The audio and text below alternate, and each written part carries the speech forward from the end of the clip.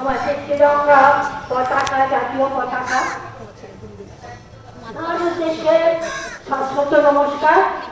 আজকে স্বাধীনতা দিবসের দিন আমাদের অন্যতম মহাপুরুষ, শ্রেষ্ঠ মহাপুরুষদের মধ্যে ঋষি অরবিন্দ আজকে জন্মগ্রহণ করছেন, মানে আজকের তারিখে। তার চরণেও সশ্রদ্ধ নমস্কার। আজকে উপস্থিত রামকৃষ্ণ ব্যাংকের কার্যকর্তা, আমাদের অভিভাবক অভিভাবিকা, মায়েরা এবং আমাদের আচার্যবৃন্দ ও ছোট ছোট ভাই বোনেরা, সবাই আজকে আমরা স্বাধীনতা দিবস পালন করতে এসেছি।